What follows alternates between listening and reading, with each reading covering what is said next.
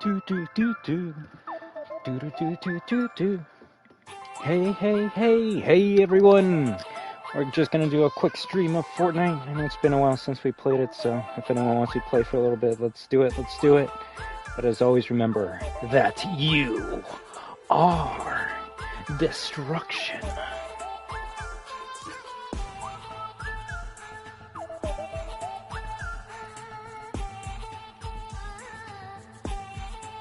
Also, I might have done this stream when everyone's sleeping, so I probably fucked up. Oh well. Oh well.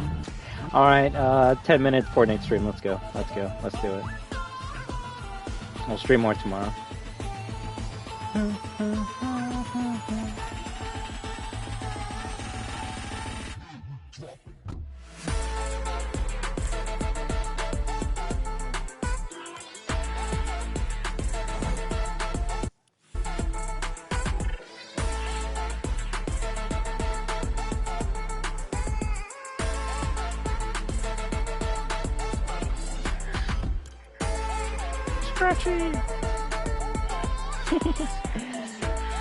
Why is he so fat?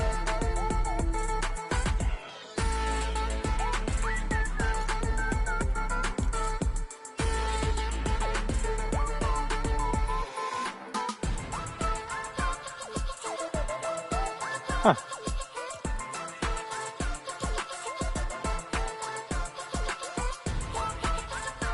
Interesting.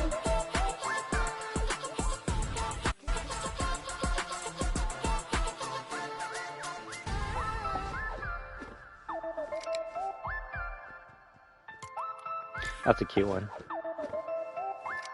I'd have to get this one.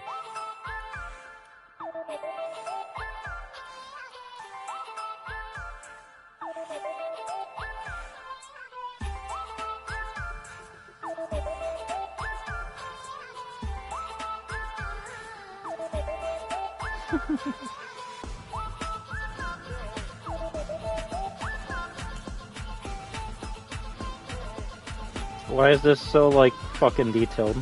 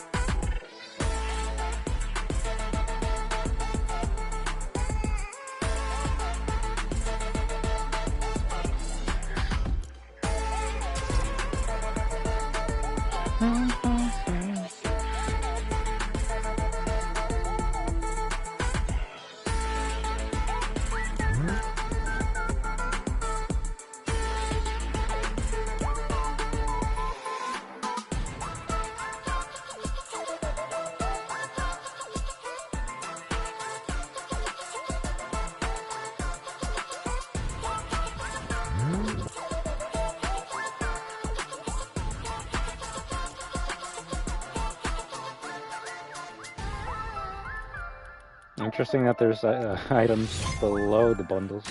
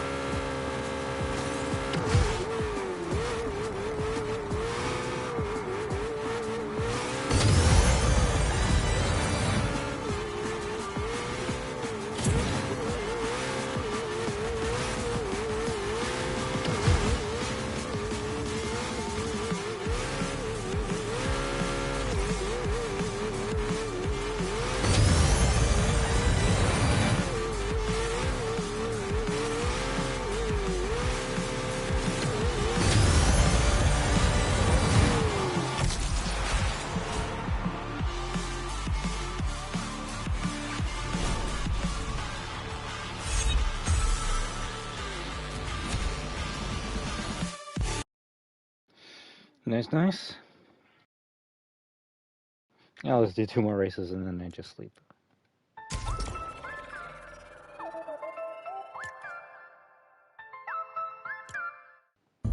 Trailer? This is it. We'll never get a better shot. Yo, Godzilla's coming back. And Kong. And Star Wars. And Homer. And Kill Bill.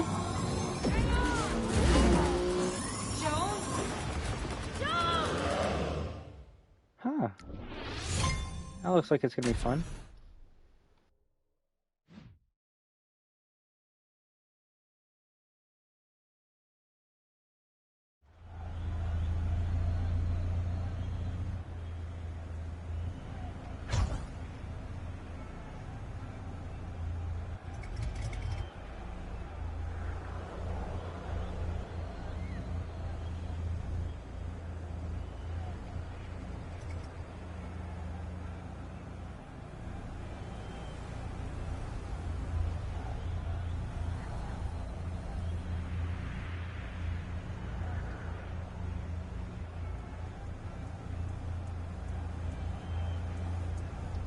I'm still shocked they gave out a Corvette for free. It's so cool.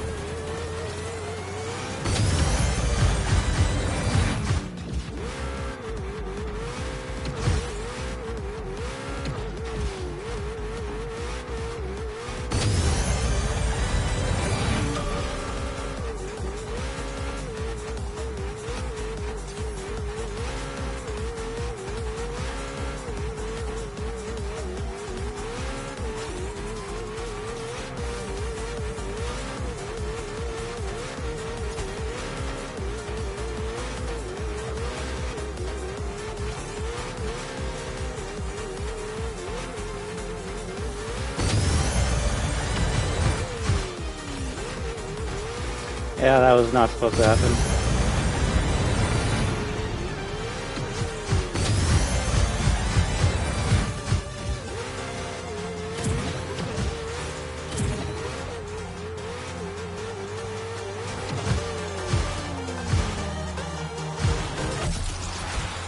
GG.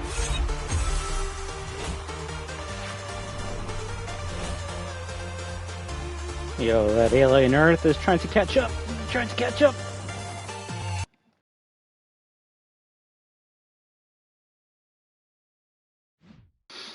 Alright, one more. We'll play Fortnite with the community tomorrow. It's pretty late right now.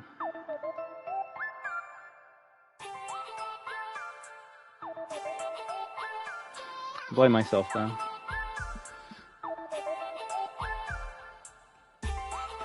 Stream too late, can't race with Magic Eye. Stream too late, can't rivals with Legendary. Just terrible, terrible, terrible.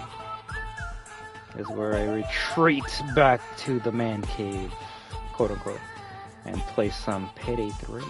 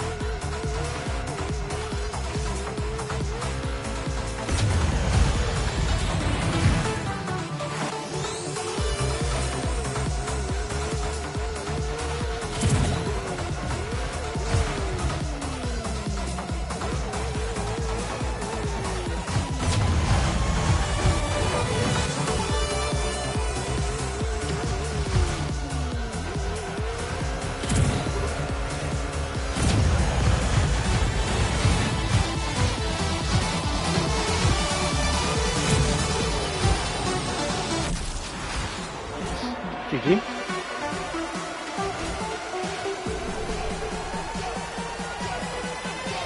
Hey Jerio, how you doing?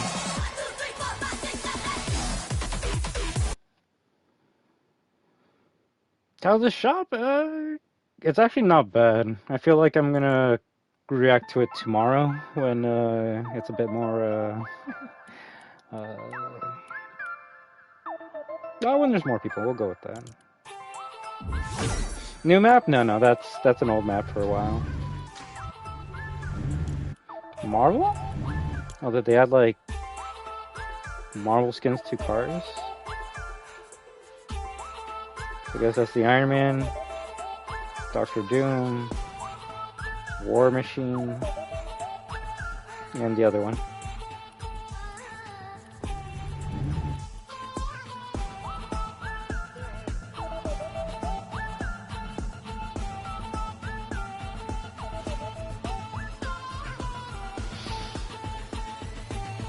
The real question, Jadio, is should we start a new game on Until Dawn? I wouldn't mind doing that. All up to you. All up to you.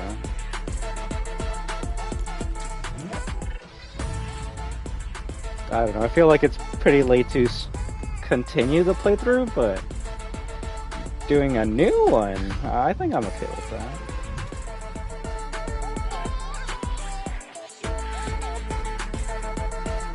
Or maybe we just wait tomorrow morning. I can do it tomorrow morning. Honeycomb? That looks interesting. I know. Oh shit, that's why I posted yesterday, well... Yeah, I'm gonna post in the, like, challenge section of Discord anytime I go live, so... Make sure I'm like, yo, these are the games I'm gonna play. Depending who stops by, will determine what we play. Tomorrow morning? I can do that. We'll do that then. That way, we're all, yeah, gotta stick with them choices. That way we can be rested and can be prepared for it. You gotta stick with them choices? You see, and this is why I have many things I want to say, but I feel like they would be better saved for the Until Dawn stream. But I can say it again. And this is something that I want to tell you, because this shows how, like, I want to say masterful Until Dawn is. So after Matt died, I was sad. I was really fucking sad, right? The day after, which was yesterday, I'm like, I'm gonna watch some videos to, like, maybe make myself feel better, see, like, differences between the remake and the original game and shit.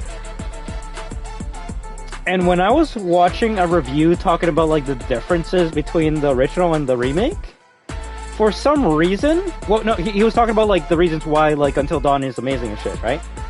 And out of nowhere, he brought up Markiplier. And I'm like, okay, what does Markiplier have to do with Until Dawn? Like, I'm assuming he played it, but, like, what specifically happened on Markiplier's stream that made people go, oh shit, this is, like, a really good game? And this actually kind of shocked me, but apparently Markiplier, on his first playthrough of Until Dawn 10 years ago, and I actually, like, found the video and I saw this. Don't find it because it's spoilers. If you want to know the character, I can let you know, but basically he was controlling a character. He was, like, having all fun and shit. And then the character died. And I have never seen Markiplier as depressed, as sad, as just, like, his soul leaving his body, as I saw him on his YouTube video when the character died. He was like, ah, shit, and then he was just, like, actually, like, sad. I've never seen him, like, sad before. And he was like, no, he had to, like, leave the room for a little bit. And then eventually, you know, he does this Markiplier thing, just going like, oh, God, and shit like that. But the thing that shocked me was he came back on camera and he was like, no. He went on for a good while. And then you know what he said? He said, I'm not continuing. I like this character, this relationship, and this story so much that I want to see these two characters, like, make it to the end of the game, that I'm actually gonna restart the game. And you know what? He actually restarted the game because of that one character death. Now, trust, I haven't seen, like, every fucking Markiplier video of all time, but I don't remember a time where he restarted a game because of a fuck up that he did. But he's like, no, I want to fix my fuck up, and I want to see these characters continue living on and see where their story goes. And you know what? That's how I feel with Matt. Honestly, that's how I feel with Matt. I'm like, I kind of don't want to continue, because I actually wanted to see Matt's and Emily's relationship grow, but now I'm not going to see that. And now I'm just like, fuck. Before I watched that video, I'm like, would it be like weird or disingenuous to be like, no, I want to restart to see these characters through, like live and see what's going to happen to them and maybe get a better ending? And then I saw Markiplier do that, and I'm like, yo, I should fucking do what he did.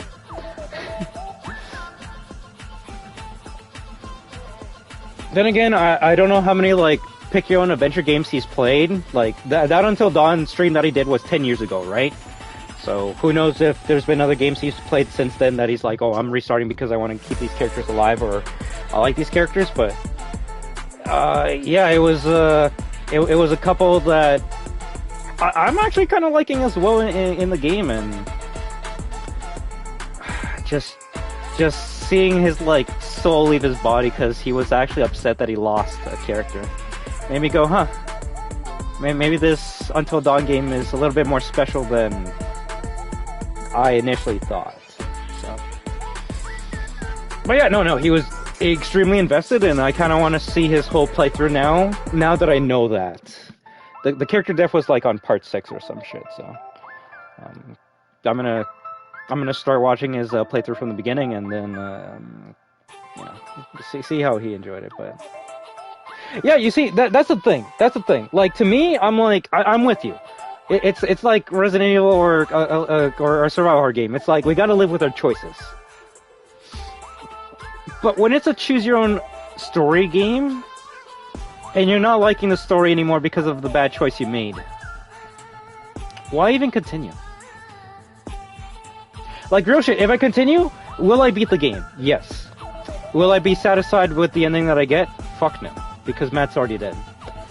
And I kind of wanted to see what could have happened if we kept him alive. Also, no, I'm gonna say this on tomorrow's Until Dawn stream, but this is something that really pissed me off. So, there's a couple of things that changed from Until Dawn 1 to the remake.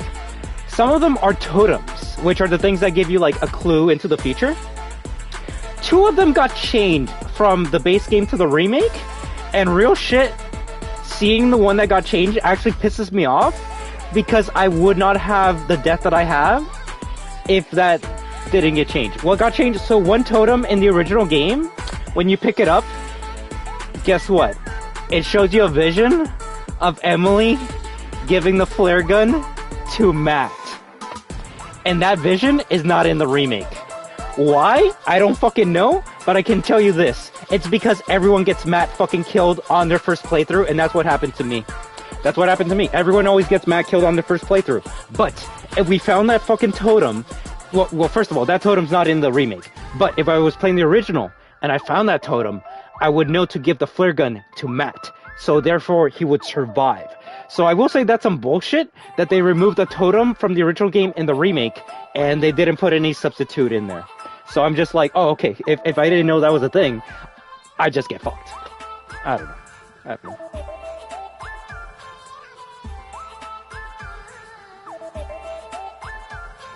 Exactly, and to be fair with Markiplier or other big streamers, they usually only have enough time to play a pick your own adventure game once, right? So him, it's more so like, yo, I want to see these characters live, but also like, I kind of want to get the good ending on my first try, because I might not ever get to play this game ever again. Yeah, I will say the game kind of cheated me with that, just because it's like, yo, like, it was a thing in the original. Yeah, no, if I saw the vision of Emily giving the flare gun to Matt, that's what I would have done. So, it's one of those, okay. Well, what the fuck? The other totem they changed wasn't, like, really a big deal.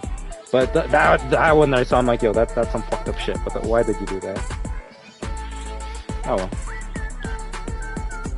But yeah, no, I would say it's a pretty investing game. I'm really enjoying it, and seeing other people's reactions and playthroughs with it is really making me see how special this game is.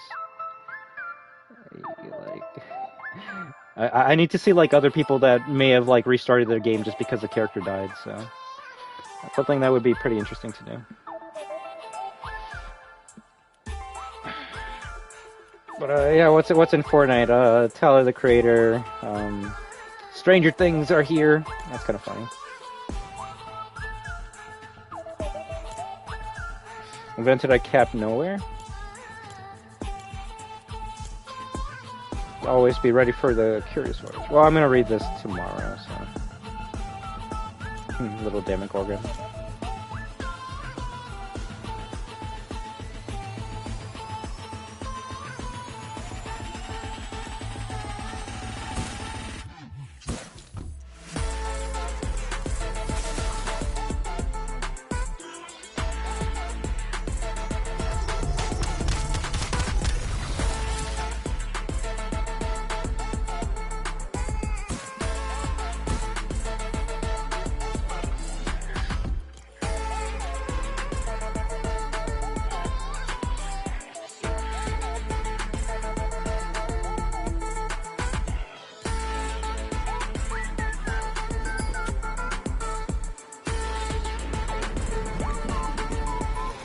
That's actually kind of cool.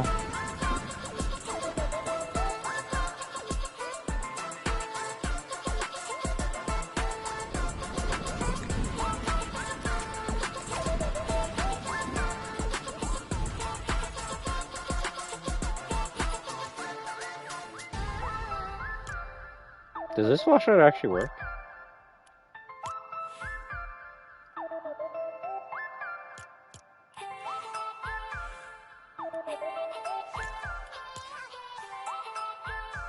I still need to see the season where this character shows up.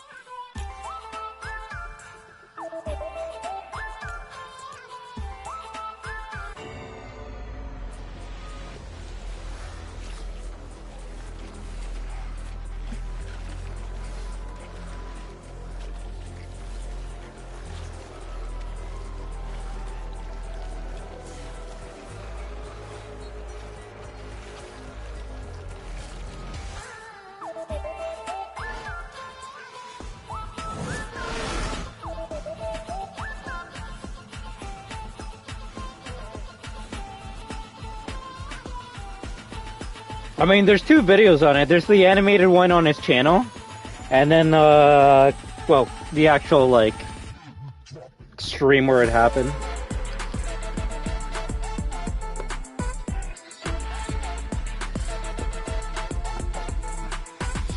It's just, if you watch it, it will spoil the second half of the game, but that's up to you. That's up to you.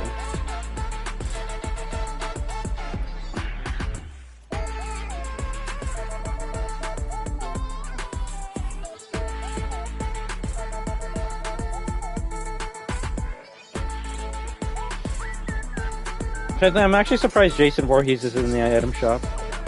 You'd think he would only show up every Halloween. Oh, well, that's good.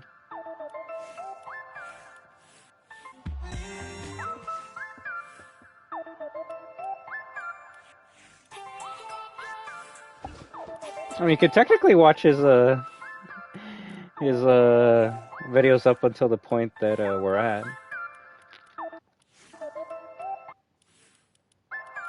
Oh, this song's in there?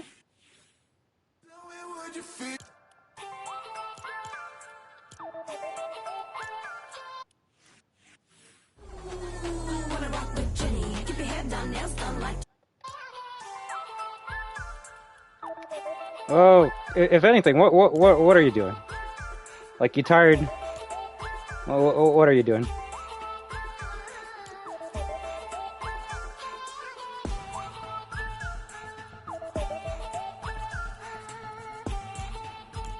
I mean, the way I try to structure my streams are, I don't like playing a big story game unless I got some, like, people to watch me. Because real shit, no one watches VODs. I can see my fucking analytics, guys. Yeah, you say you watch my VODs, just lie to my face, come on. If you watch my VODs, that's when I say, hey, leave a comment right now that says poop emoji, right? No one does, no one does. So what I'm saying is, if you're here, and you are the #1 fan for my Until Dawn playthrough. Aw, thank you. You see? Oh, that means well. It's hyperbole, but like real shit, and this is just the truth. More people are interested and invested in a live stream where I can actually like talk to you in real time and we can just shoot the shit about random stuff over watching a VOD of me talking to viewers and not even playing the game, right? So what I'm saying right now, my mofo, is, oh shit. If you're down, I could probably just chill now, probably sleep at 12. Well, what time is it for you right now? Right now it's for 9:46 for me.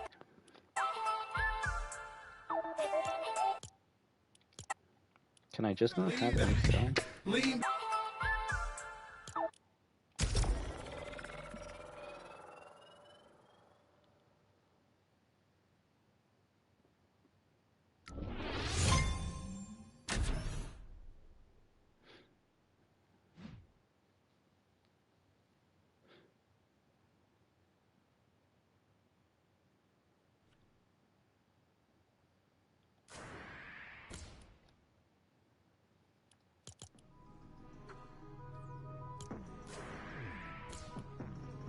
I'm just thinking what we do.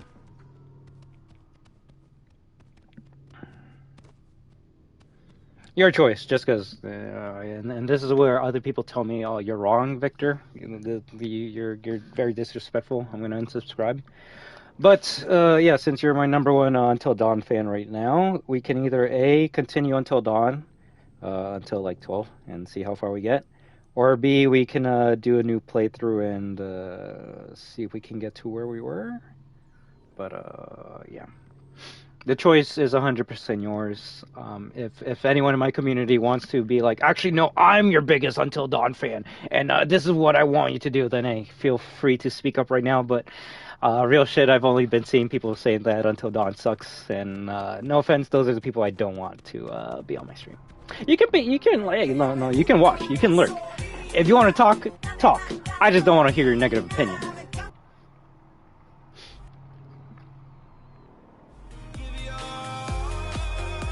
Oh, really?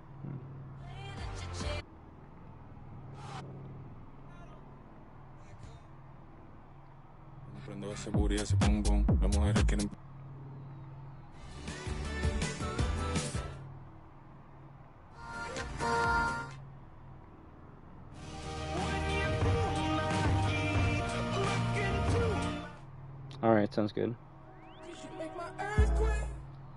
Now the real question, and this is the toughie, my friend. We picked the same choices that we did the first time around, right? I mean, I guess we have to.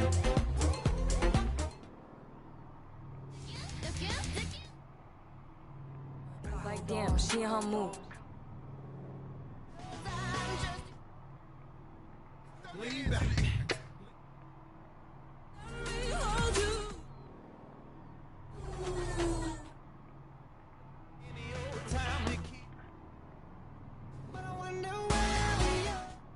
Oh, that's a good one.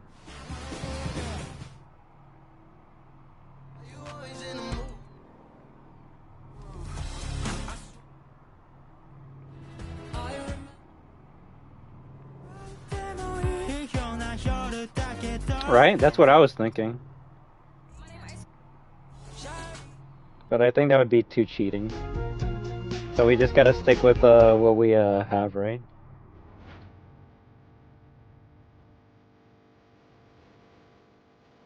Every day. I thought that was a different song.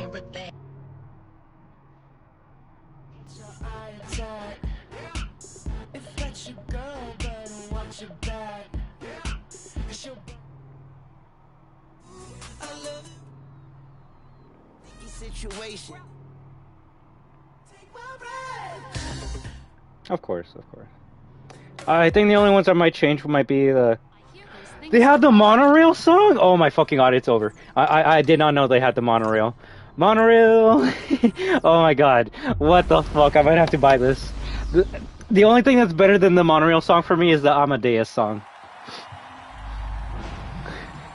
Sorry, give me a second. I need to enjoy this. Some things are specifically for me, and this is one of them, alright? Monorail is probably one of the best fucking Simpsons episodes of all time.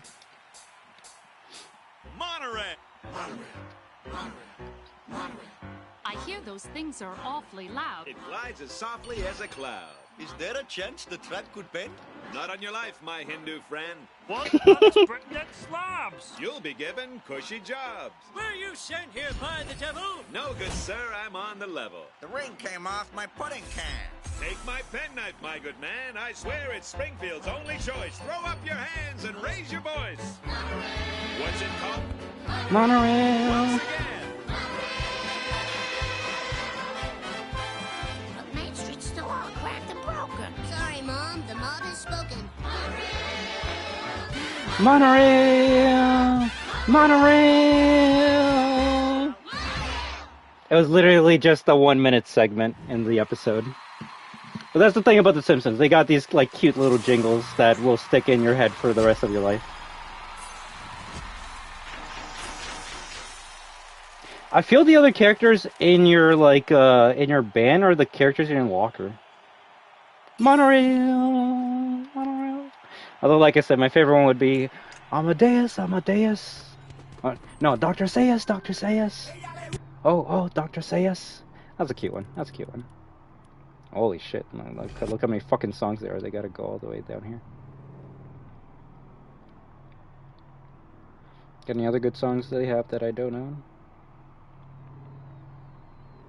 If there's a song that you want to like hear, then yeah, you let me know. Right? You let me know.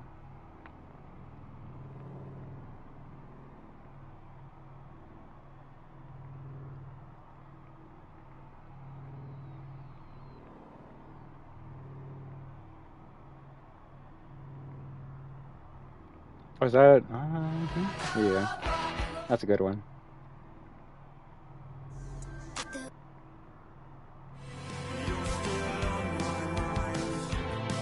New song?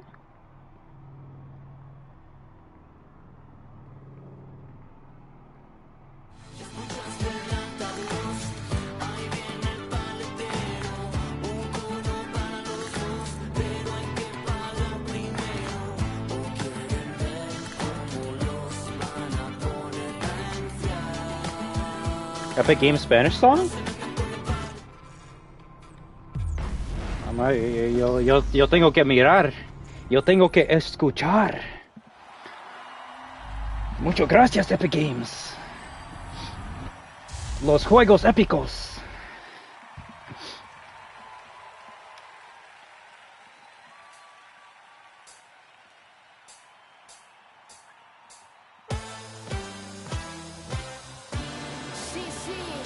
Sí, sí. Conozco a alguien con un negocio paralelo.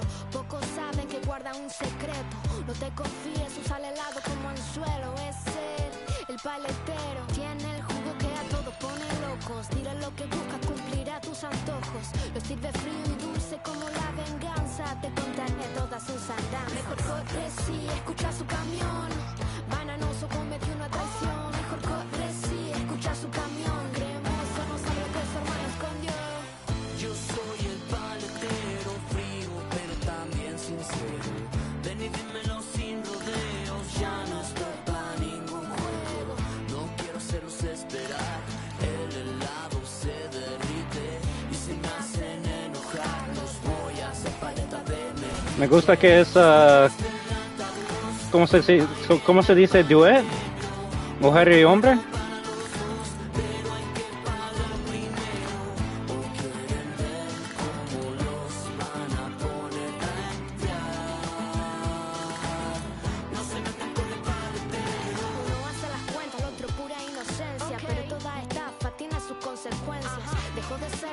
Ajá. Los hermanos tienen al paletero de el curtido aprovechó ni dudó y los vendió. Bajo el sol en el verano el postre se derritió. Ahora solo ellos dos corren sin dirección. No confíes en la crema ni en su sabor. Un dueto, yo pienso que sí. El paletero les dará una lección. Mejor corre si escucha su camión. Los hermanos sí cumplirán su misión. Yo soy el paletero frío, pero también sincero. Ven y dímelo sin rodeos, ya no estoy para ningún juego. No quiero hacerlos esperar, el helado se derrite y se me hace... Me gusta cuando las canciones nunca pensás vienen de un juego.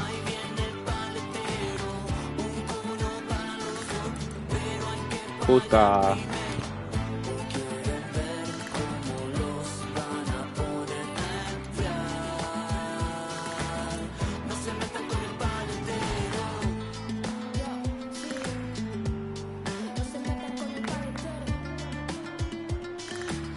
Es como un Daddy Yankee song. Pero de guitarra.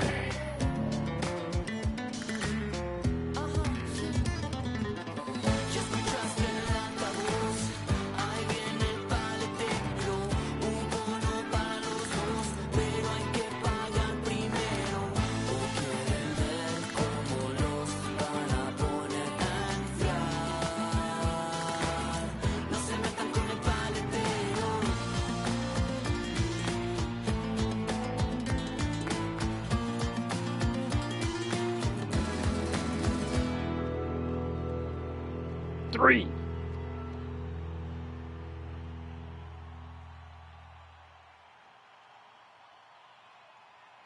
It's just a long outro.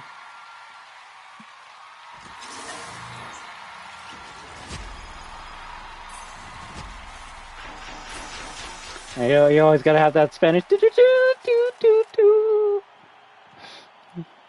Doesn't matter which part of what Spanish they're speaking, you're always gonna hear that.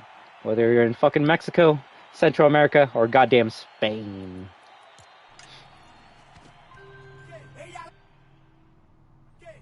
Yeah, me too, me too. Hey, there's a Daddy Yankee song right here, so if someone's like, who's Daddy Yankee? And what do you mean that song kind of sounded like a Daddy Yankee song? That song sounded like this song. You know, you got the duet, you got the music, the guitar, everything. Alright, let's see what other songs we got here. Actually, probably the best epic original song ever. Definitely not good at Spanish. Definitely not. Fuck your face.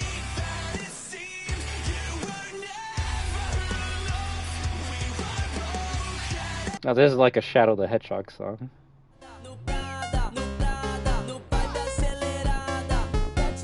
So funny enough, you actually unlock the song for free if you play with a friend. So I don't know, unless I'm colorblind, I am assuming that's Hatsune Miku on the cover. So we'll do a Hatsune Miku song just for you. A new one that I haven't heard before, and it almost sounds like she's not even in it. We'll find out.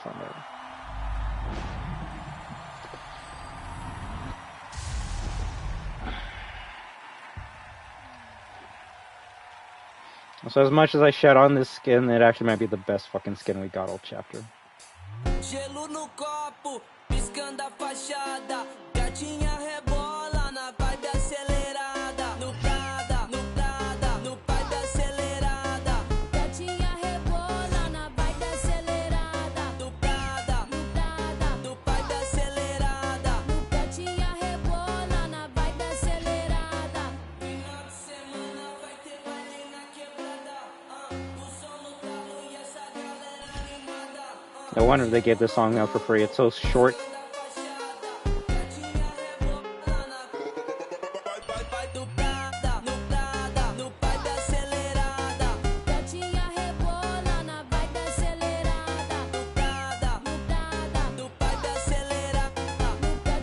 If anything, maybe it's a Hatsune Miku album, and this is one of those songs that doesn't have her in it.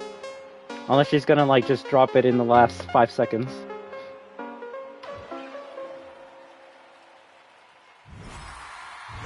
Yeah, I'm gonna assume it was probably a Hatsune Miku album, and these were other artists.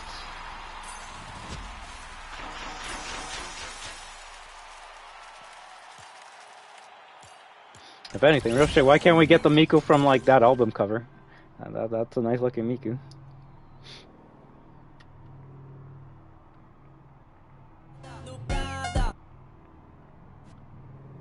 Ooh, this song's here. Okay, I like this one. Granted, I love the original a bit more, but I know. I'll make sure I play a Hatsune Miku song for you before I switch. I love the original version of the song more, which is just 9 PM, I believe. But you know, the remix with the lyrics are okay. Yeah, the original song is just the techno part. Do do do do. Do do do do do do. Passing every red light. Over my head. Never let overhead. Remember all the words that you said. Even if the love is hurting, I'll be yours. I'll be yours again. I can feel that fire's burning. Give me more.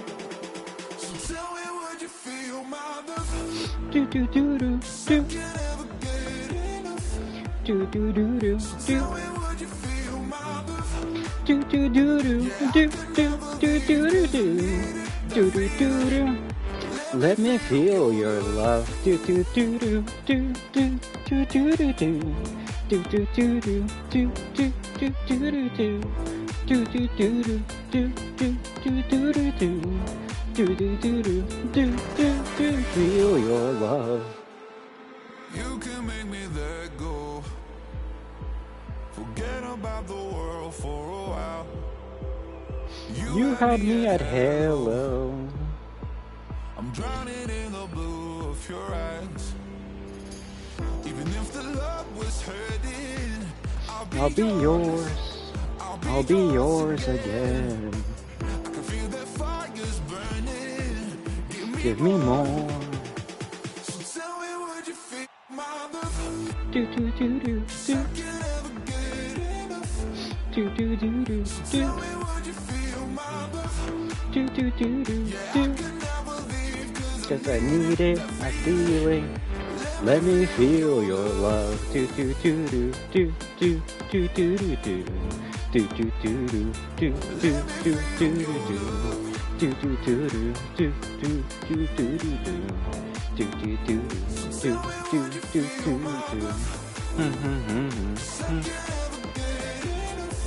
Do do do do do do do do do.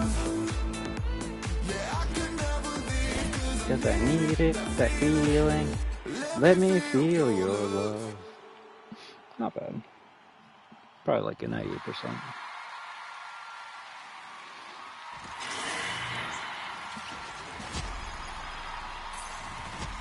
Oh, 100? I'll take it.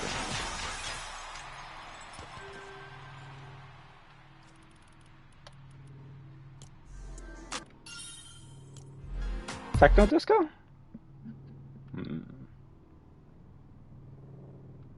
The original version was definitely placed in like disco clubs. Dexting?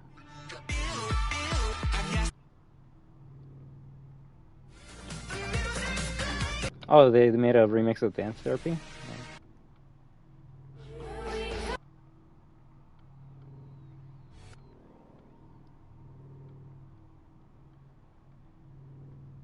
So the ones that you own are always going to be at the bottom.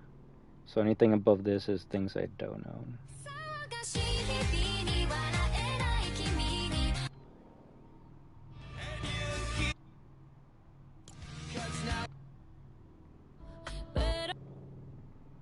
The toxicity of our city. No! Buddy on the wall! Now what's the other one that I wish they had? I always forget it. Wake up! Makeup!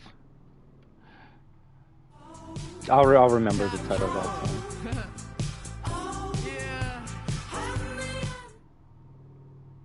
Situation.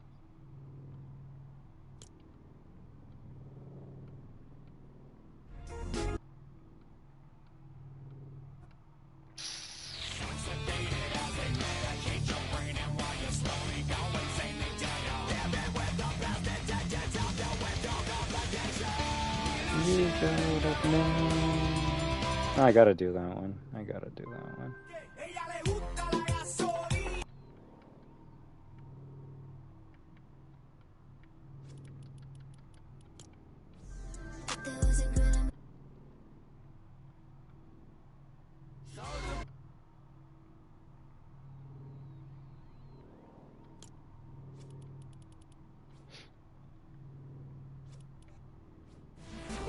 So yeah, featured is everything I don't own, and then this is okay.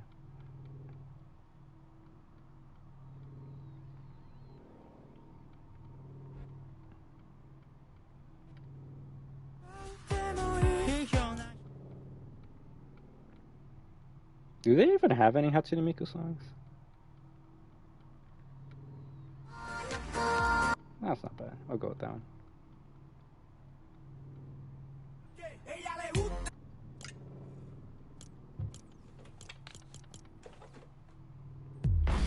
Alright, let's finish with these songs and then we'll swap over.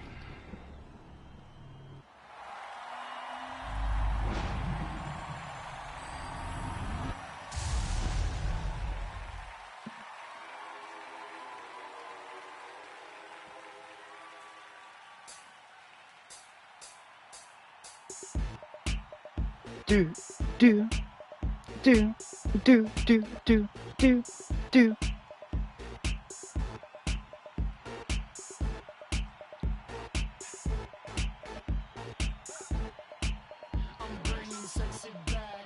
Yeah. Yeah.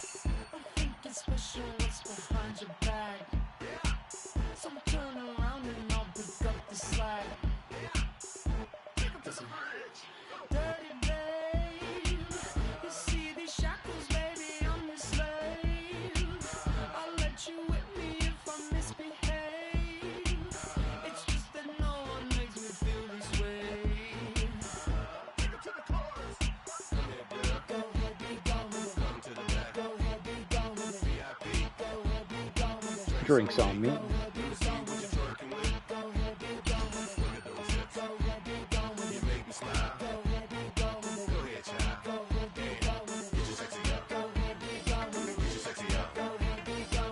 Oh, fuck yeah. If someone's gonna tell you this song isn't about like hooking up with a woman and having sex with her, they do not understand the lyrics. Yeah. Those motherfuckers don't know how to act.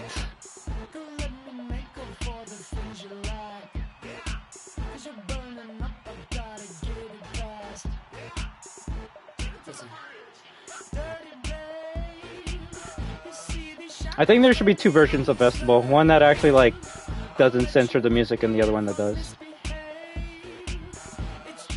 The censored version should be for the kids.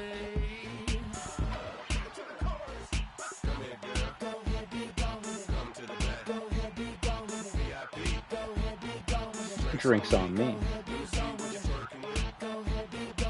Shake those hips.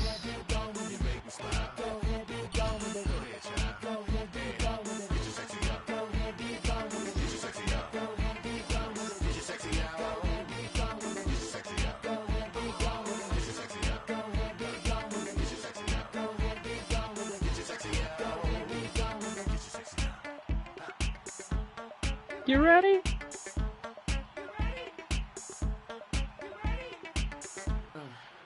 I'm bringing sexy back.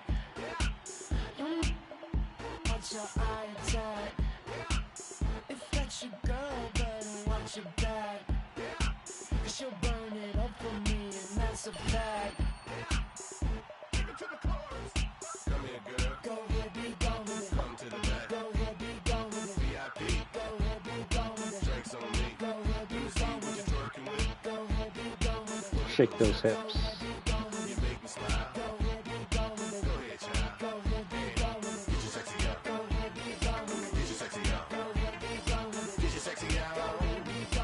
This is the music that would play at my middle school dances.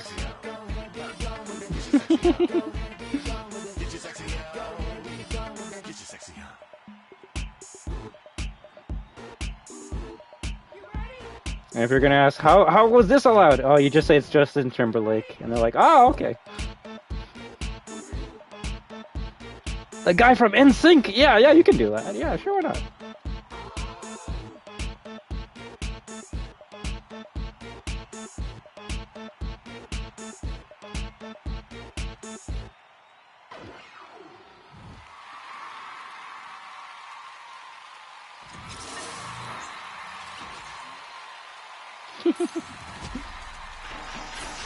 Hey, if it gets you pumped up, energized, nothing wrong with that.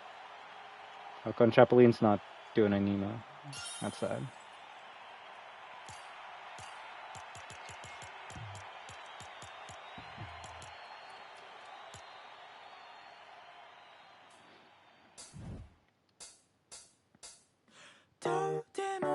This is the anime outro song. This is the you finish watching all episodes of One Piece. Here you go.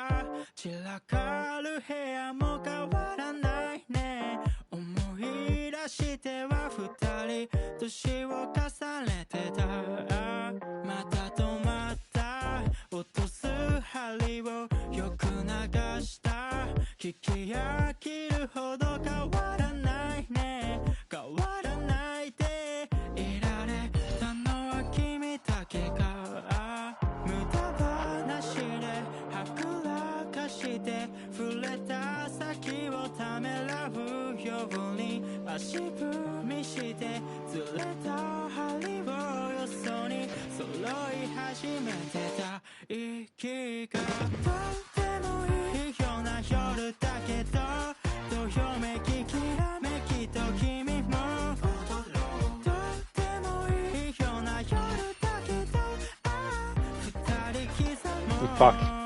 Yeah, that screwed up.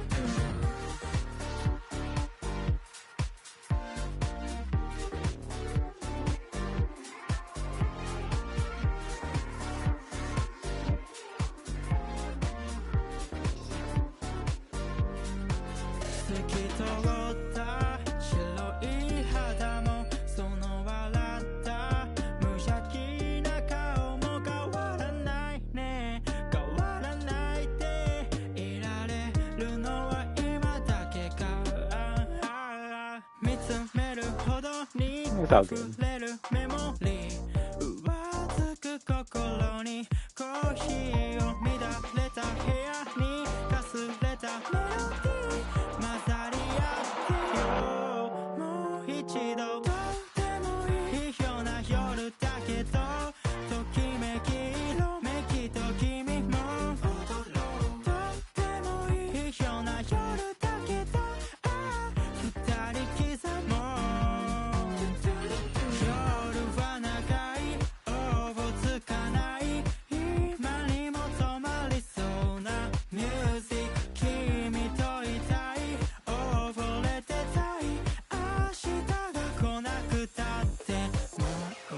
Wow, I thought those two were right beside each other.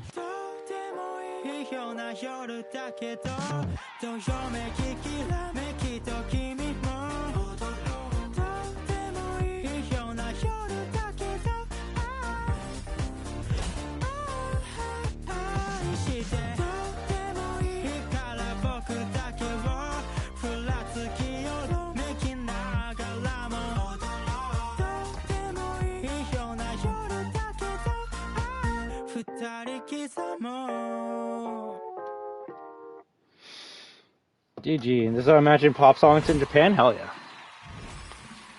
J-pop!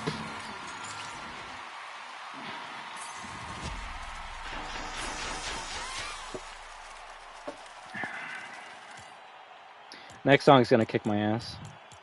Next song's gonna fucking kick my ass. But I have to play it.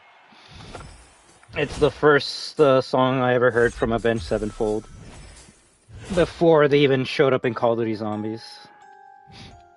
I think I was just leaving my iPod Touch, very fucking long time ago, on just like autoplay on YouTube, and this was like the song that played next after I was listening to some Street Fighter. I'm like, you know what? I usually skip, but it's got a creepy intro. Let's hear what this song has. And I didn't even see that it was like a fucking 6-minute song. I usually listen to like songs that are like 2.5, maybe 3 minutes. But once I heard that, I'm like, you know what?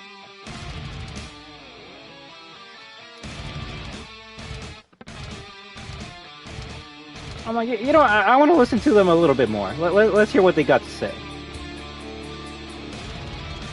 Oh, they're not going to be able to say it's your fucking nightmare. That's my favorite part, though. Alright, we all got to say it together, right? I'll try my best for this one. Nightmare!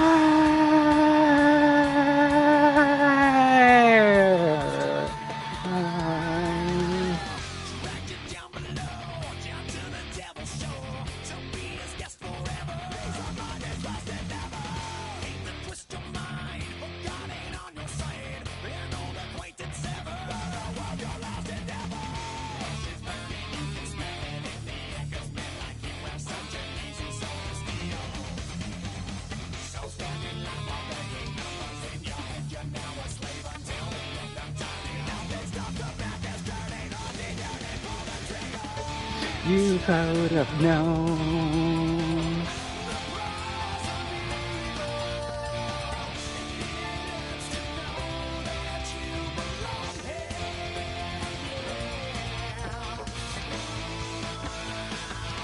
It's your fucking nightmare. You see, it's kind of hard to go, it's your blank nightmare. No, it's part of the song. It's part of the song.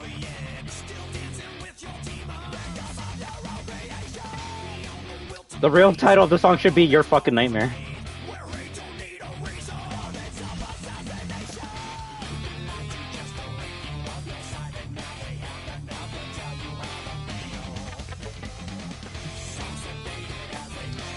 Oh, hell yeah. I know I'm gonna fuck up a lot, but I still gotta try it. You should have known the price of evil.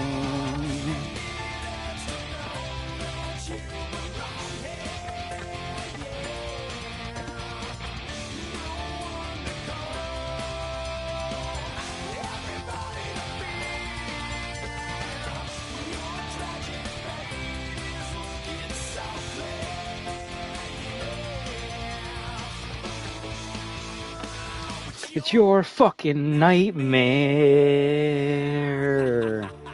Alright, the scary part.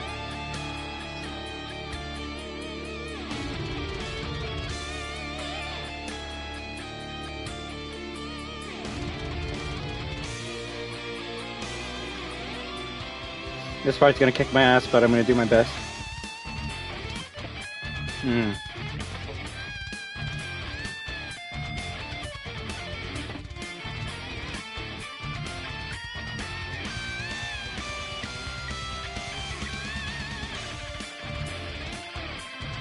Oh, the guitar solo is one of my favorite parts about this song.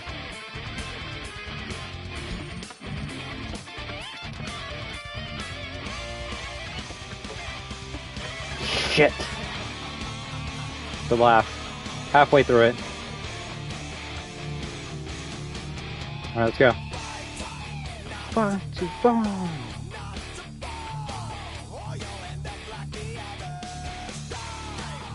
Die again!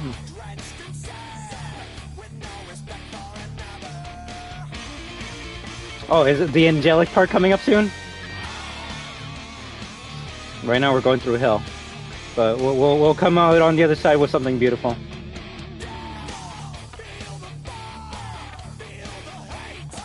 It's probably still my #1 favorite Avenged Sevenfold song. The only one that comes close to this is the one in Call of Duty Black Ops 1. Call of the Dead. Here. Voices.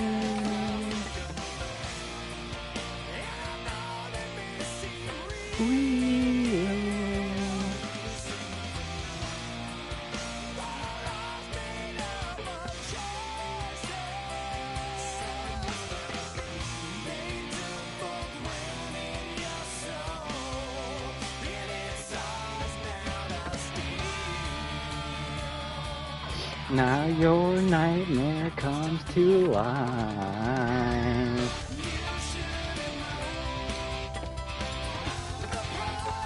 Of evil.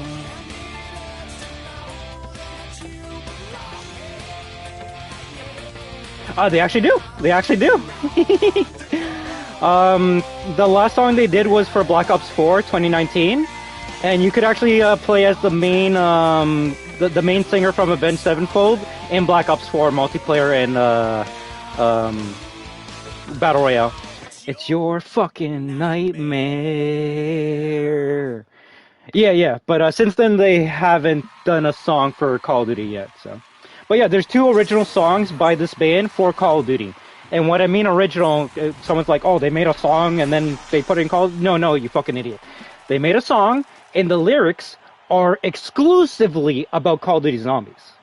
Like, the main singer is saying, like, 115 voices in the head, Sam, teddy bears. Like, they're actually saying things about the game, and I fucking love that. Only the first song, though. The second song was part of Chaos, so it's more so talking about a different crew of characters, which, but it's not a bad song. Yeah, I actually haven't heard it in a while, so maybe because of you, I'll listen to it while I'm taking a break. But yeah, I would not be surprised if Avenged Sevenfold makes a song for Black Ops 7. And you know what? I would listen to it. I'm not gonna buy it, but I will listen to it free on YouTube. All right, let's finish the last song.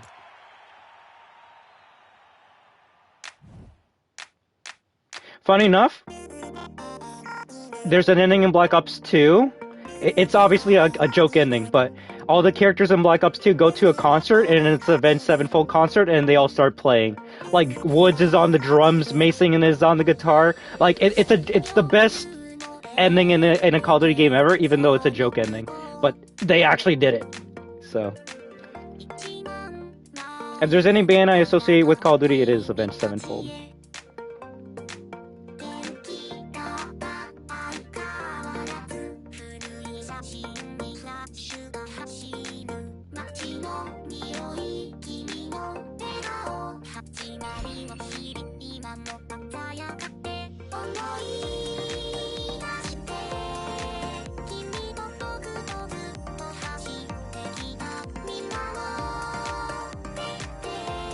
Me neither.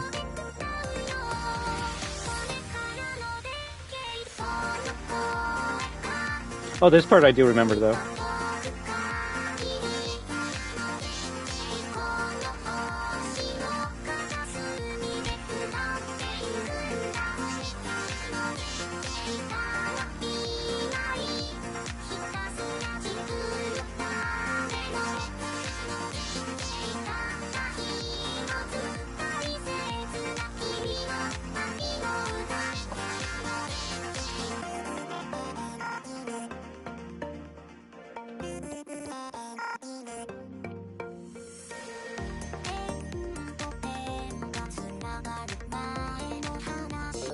Yeah, at least the main chorus parts. The na na na na na na na.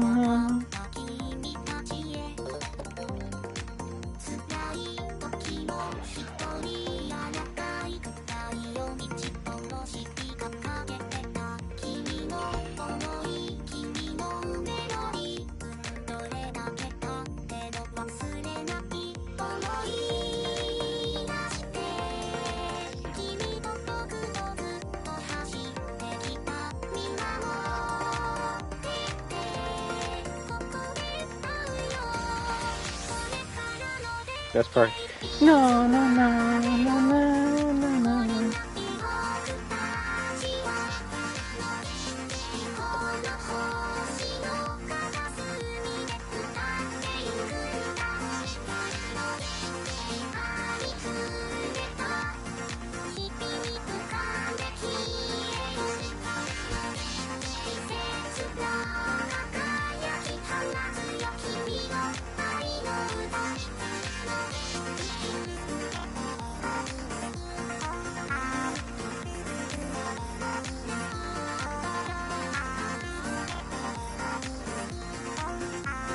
Definitely fucked all of this up, but that's alright.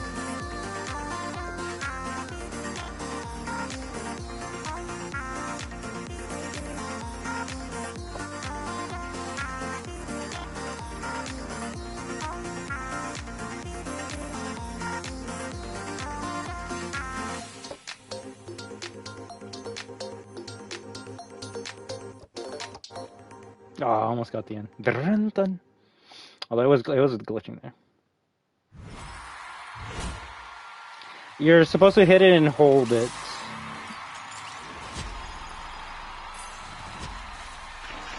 No, I understand.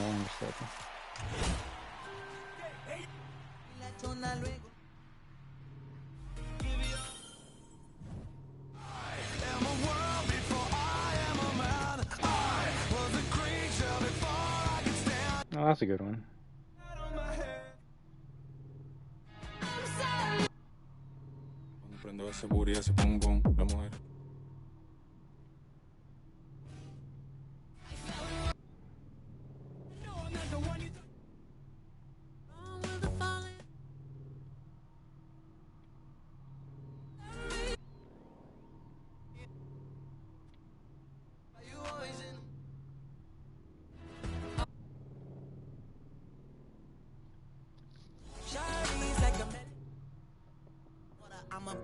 relaxing.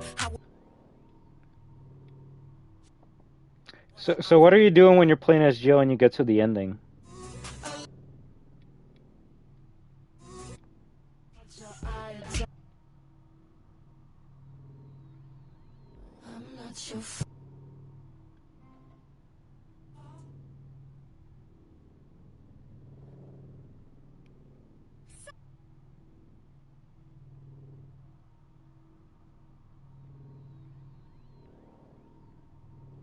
I thought I had a Miku song unlocked.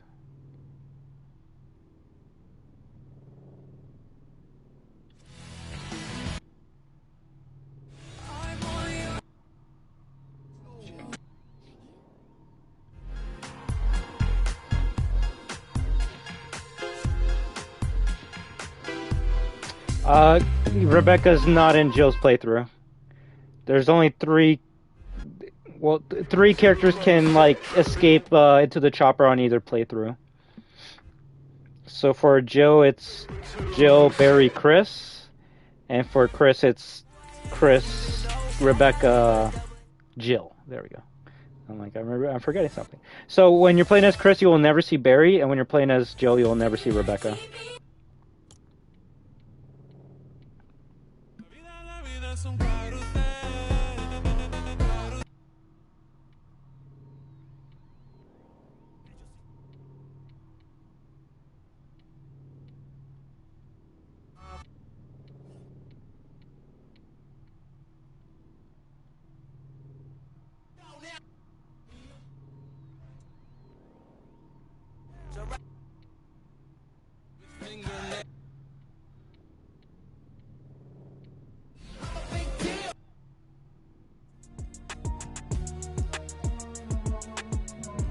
Right, but there's an ending that has them all on a chopper?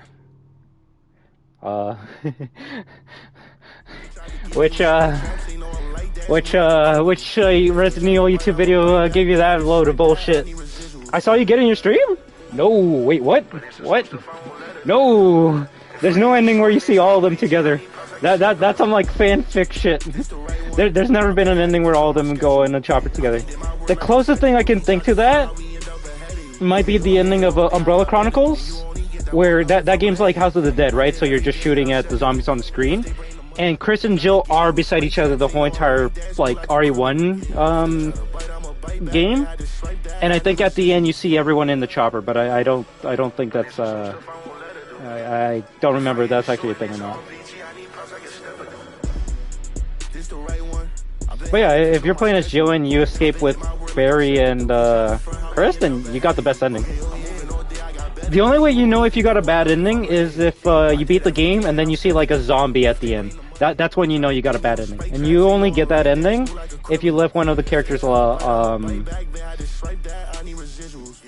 gosh, shut up. You only get that ending if you leave like one of the characters to die. So like if Jill and Barry escape and you leave Chris there, then you'll get the ending of like them on the chopper, but then you'll see like a zombie at the end being like, oh, they turned into a zombie, or there's still something left. But if you don't have the zombie show up at the end, then you're good. You're GG. But you see, this is why, like, no, sorry, but sometimes I do gotta spoil some things, otherwise you're gonna be thinking there's like a fucking hidden ending, searching all your life for it.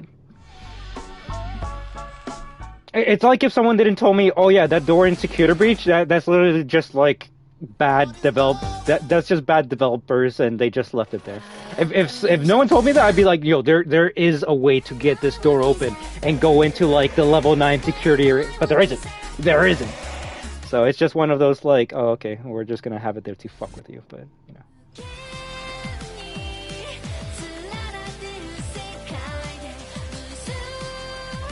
Yeah, which funny enough aren't even bad endings, I would say. They're just boring endings. Like, the best ending for Jill, obviously Chris and Barry are on the chopper and shit. But, like, if Barry and Chris don't make it, she's just on the chopper, takes off her hat, and then goes like, ugh. There's no, like... And that's something I do hope, but they won't do it. If they ever remake RE1, be like, I add more dialogue to that. Like, maybe Jill could have been like, oh, I'm sorry, Chris and Barry, for leaving you behind, or some shit, but 99% of the time, the bad ending is just your character going like... Or it's just an animation. There's no dialogue, there's nothing, and it's just kind of boring. which is why, at least for me, the bad endings of the original RE1 are better. Because, well, one, they're live action. Two, they actually did, like, talk, even in the bad endings. And, yeah, that's why I like it better. I think my favorite one is when Chris gets everyone dead, and he's just like... And Rebecca's like, we got out of here, Chris. And Chris is like, yeah, but there was something missing. And it's like, yeah, you left Jill. Jill's just dead. But hey, that's okay.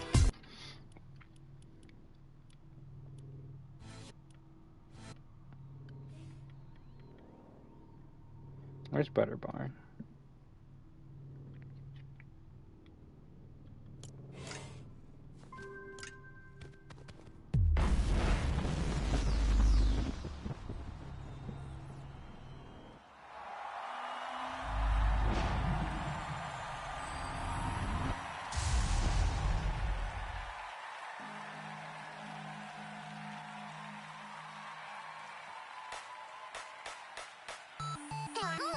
Oh, this one's gonna kick my ass.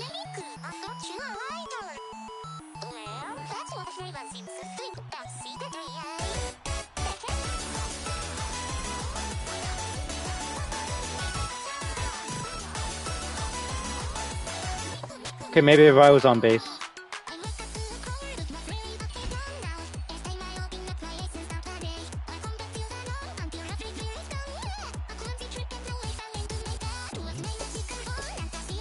No?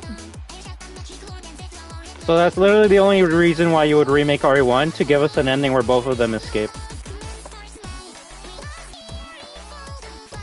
Holy fuck.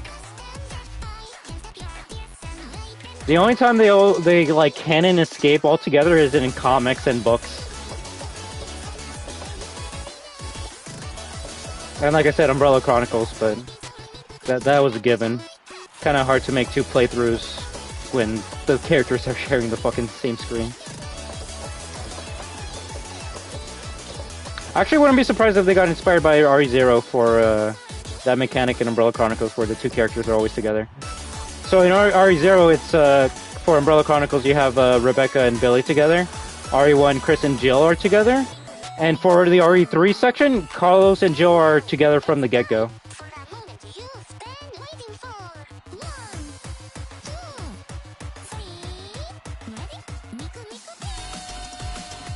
The best part of the song.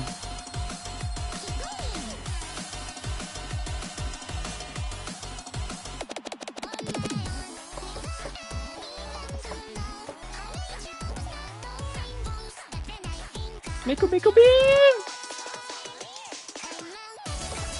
It is. I just need to play it on an easier difficulty so that way I'm not like fucking mashing all my buttons together.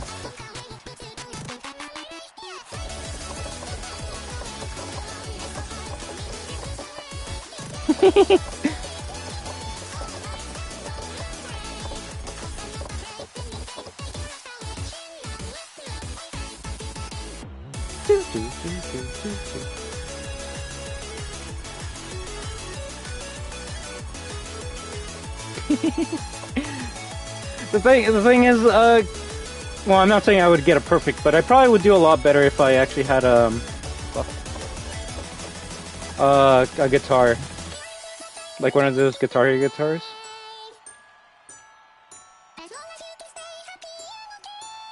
Look at Sakura head bopping.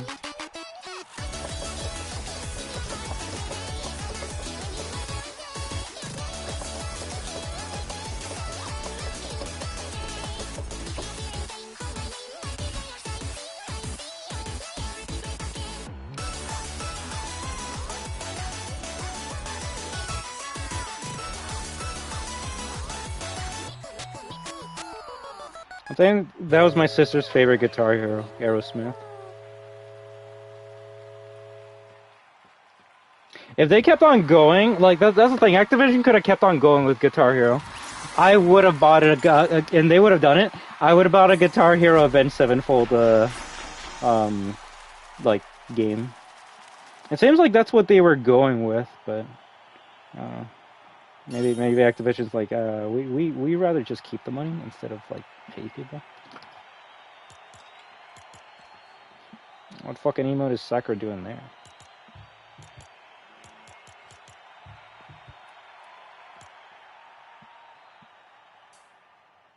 Alright, the best song in Fortnite history.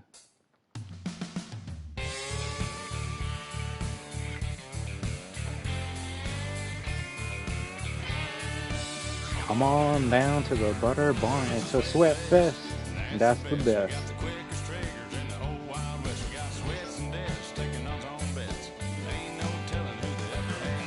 We got man cakes, pancakes.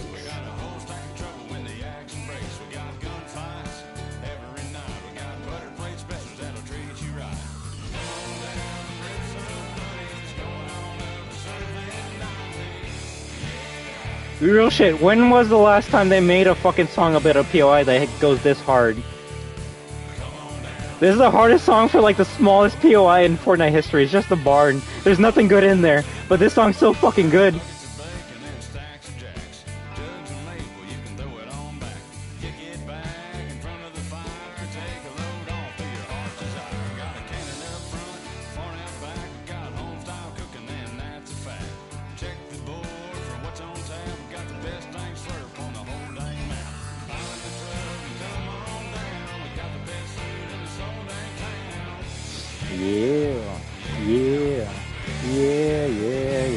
Come on down. Shit, come on down to the butter barn. Come on down. Come on down to the butter barn.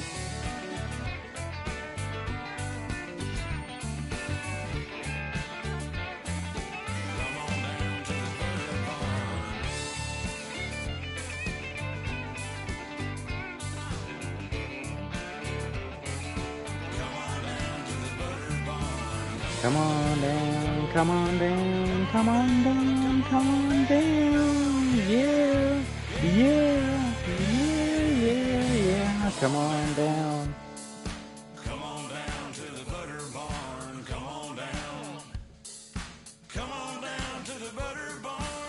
Come on down, come on down, come on down, come on down, yeah, yeah. Yeah, yeah, yeah, come on down. Oh yeah. Not really much into country, unless you got good references. And a country song about Fortnite? Fuck yeah. Butter barn. GG. G fucking G.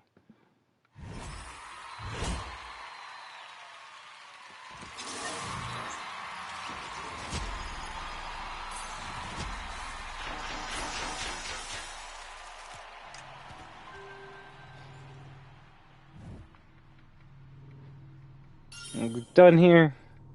Is there anything else that we want to play?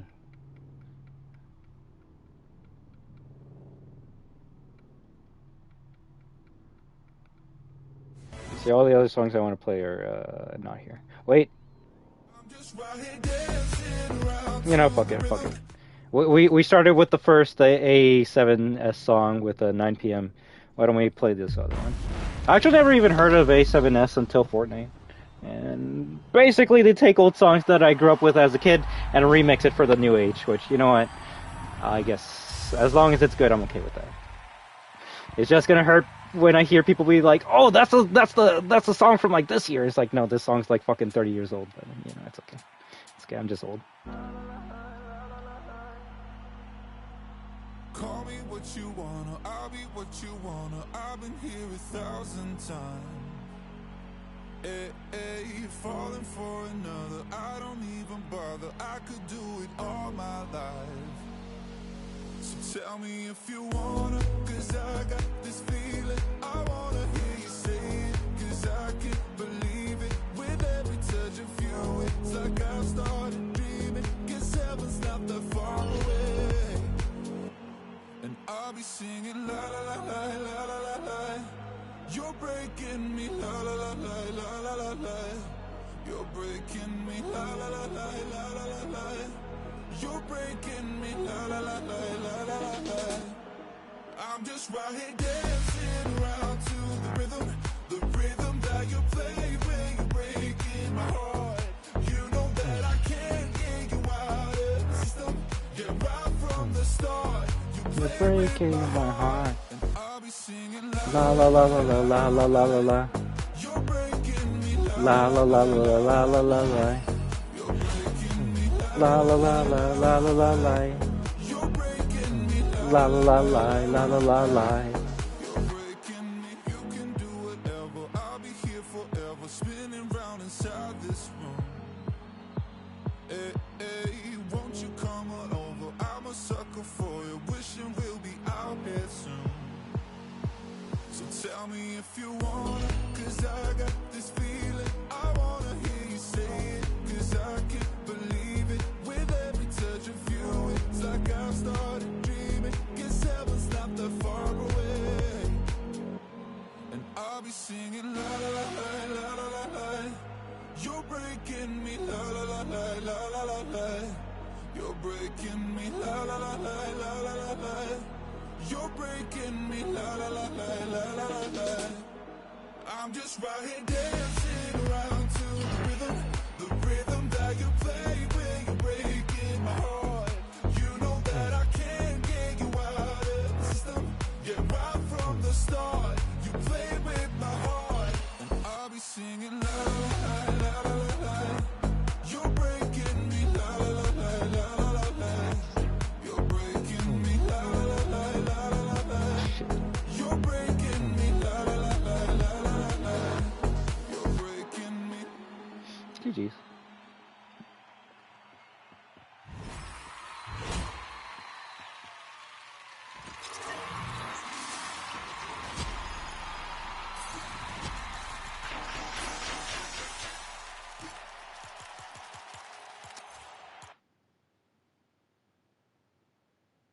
I think I should see if I have a new loading screen.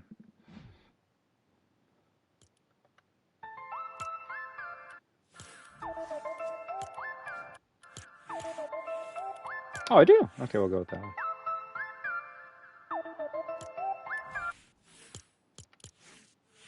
Yeah, well, that's not going to be lobby track ever.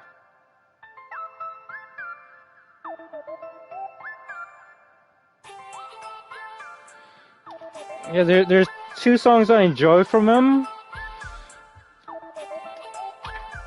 And I believe both of them are remixes to songs I used to listen to as a kid. So the first one was 9 p.m. I mean, I love the original 9 p.m. But the remix isn't that bad. Like, the funny thing is, like, his remix is basically like, I'm gonna sing for a little bit, and then I'm just gonna let the original song play. Like, the original 9 p.m. is just do do do do do do do do do do, and it just keeps on going for like a good 2 minutes. But you know, experimental 90s techno, that's really all you needed, right? It's kind of like Alice DJ, Better Off Alone. Do do. Do you think you're better off alone? Like, it's just fucking chill music like that. Now, let me see what's the other song I like from him.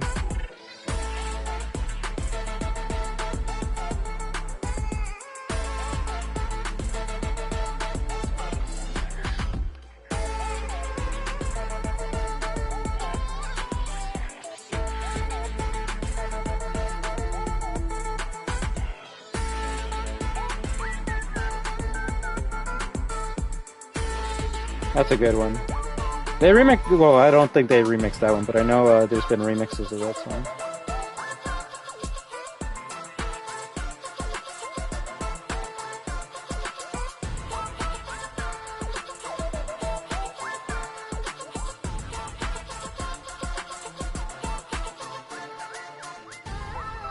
Oh, they made a music video of 9 p.m.? Yeah.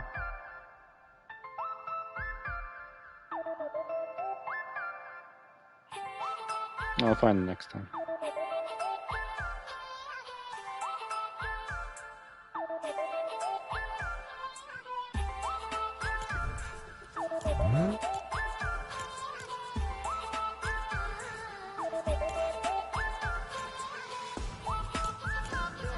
No sidekick, sad.